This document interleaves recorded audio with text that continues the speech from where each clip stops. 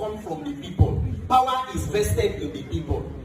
Unfortunately, in Nigeria, the challenge is that we have decided to put the cart before the horse.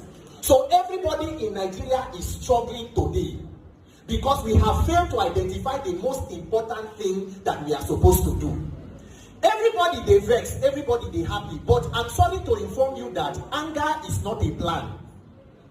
Say you are dissatisfied with the system is not a strategy. You can be angry for 60 years. Nigerians have been angry for 64 years and counting. If you have been angry for democracy since 1999, if you don't do anything by 2025, you can still be angry till 2050. In fact, you will pass over anger to the next generation. You don't understand? You were shouting up NEPA. The person where you go born today will still shout up NEPA because you have failed to fix power. Now, what is the solution? Everybody has been paying attention. What Nigerian political class has done to us is that they have given everybody take-home assignments. Everybody is struggling to fix something, and then we have left the fundamental basis. They let literally Professor Chinua Achebe say things have fallen apart and the center cannot hold. The question is, if the center has caved, what will happen to the things that are supposed to get support and stamina from it? If you fail to fix governance and leadership, you will just be going around in a vicious circle, struggling with no end. Everybody complains. Let me give you two examples: insecurity and economy. Why will insecurity not end in Nigeria? The more money you put in, the more the insecurity they increase. As we are talking today, the Nigerian army is in active duty across the 36 states, including the FCT. There are more than 50,000 internally displaced persons in Nigeria in the FCT alone. But remember the words of a former Minister for Defense, General T.Y. Danjuma. He stood in the open somewhere in Taraba and said, the armed forces, they collude. They collude. Have you heard statements of former military men who fought Boko Haram?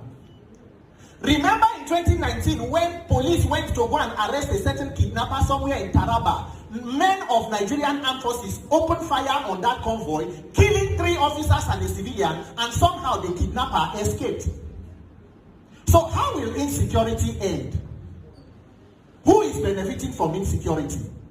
What of economy? We saw statistics.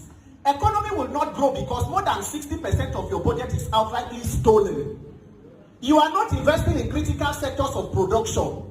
You are not diversifying your economy. It is not about ending subsidy regime. The question is, have you ended the corruption in the subsidy regime? If you take away corruption, you can pay subsidy. Subsidy is paid in different forms in different countries. The problem is that what we call governance in Nigeria is organized criminality. So Nigerians are busy struggling to change things that are out of touch. But when you now talk about INEC and electoral reform, people think that it is a mirage. But let me tell you, that is the only solution. Because guess what? You are talking about inflation, insecurity, economy. The persons who put you in that situation are already planning to come back in 2027.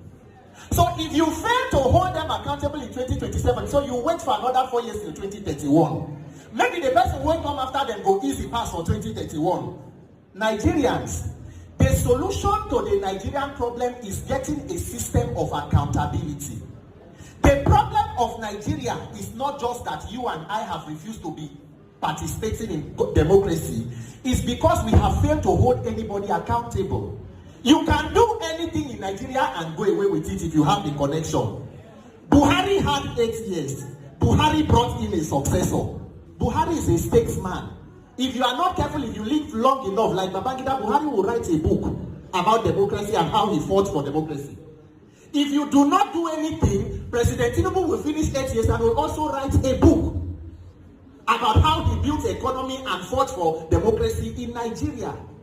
That is why today, as it is, every attention on what we are doing and why we came here today, you see me screaming everywhere, is that we must fix the system to which you can first hold people accountable. But unfortunately, they have made Nigerians to believe that free and fair elections are not possible. It is a lie. It is because we have refused to activate our office of the citizen.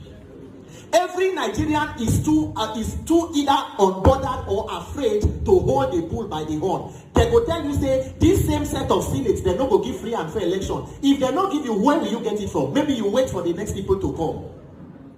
The issue of electoral reform becomes even more dire for us because as it is today, if you allow the consolidation of the criminality that took place in 2023 as an election in 2027, you can foreclose Nigeria as a democracy.